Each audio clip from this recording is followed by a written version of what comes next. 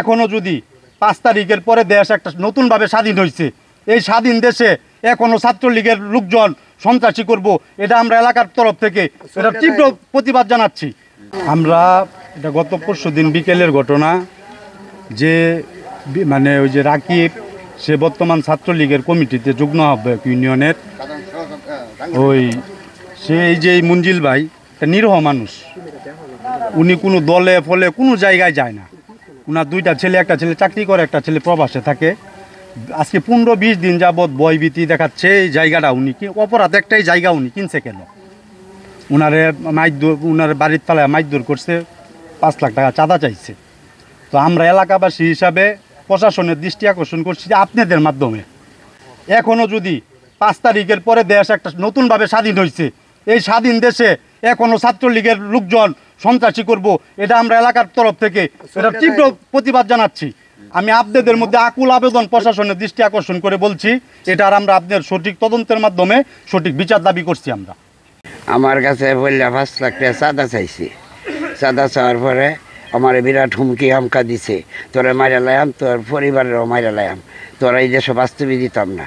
আমার এলাকাবাসী সবাই শুনছে, রাস্তাটা যারা যা সবাই শুনছে। শোনার পরে আমার খালি ফাঁড় ফাড়তেছে।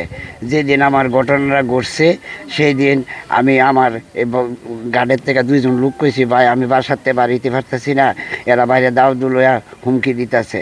এরপরে আমি তবু বাসাতে গেছি না। পরে আমার কতজন কইছে গুদারাঘাট যা, এটা নেতা ফেতা করে বল কি হয়েছে। আমি কই আমি বাসাতে বাড়িতেই পারতেছি না, আমি কী বা কইম, আমি একলা মানুষ, আমার 2টা ছেলে, একটা ছেলে সৌদি আরবে থাকে আর একটা ছেলে চাকরি করে। এর ভিতরে স্যার এরা আইছে, আবার লগে লগে হেরা করতে জানি মানুষ 20-50 জন লয়ে আয়রা দুঃখ রকি। পরে তারা 3 ভাই রাকিবের দুঃখে হাইরে ওই আমার এই গলার মধ্যে চাপদা ধরে রর্দা বাড়ি দিছে পরে আমি যখন পড়ে গেছি গা, পরে আমার ভিড়ও বাইরা মুড়া বুকের মধ্যে বসা মারছে। ঘরের ভিতরে আটকে রাখছে তারা কি ওই রাকিব, তার ভাই, মা বাপ, এরা এইগুলা করতেছে। এর জন্য আমরা যে মানুষের শান্তি শৃঙ্খলা যাতে বজায় থাকে, এর জন্য আমরা আসছি যে তারা জিজ্ঞাসা করার জন্য।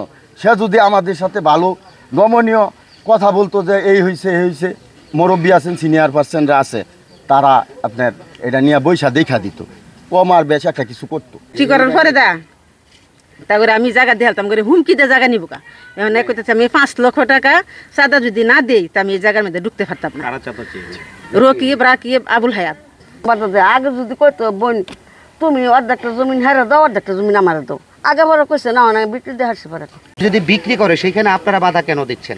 না বাধা না তো, মানে আমার কথা হচ্ছে যেভাবে সমাধান সেভাবে করো, ঠিক আছে, ঝগড়া কাজ্জা করো না, যেভাবে মনে করো এটা চাঁদা চাইবো। আমরা কি চাঁদা লোক, আমরা সরকারি চাকরি হলে পরে আমরা এই চাঁদা চাইবো?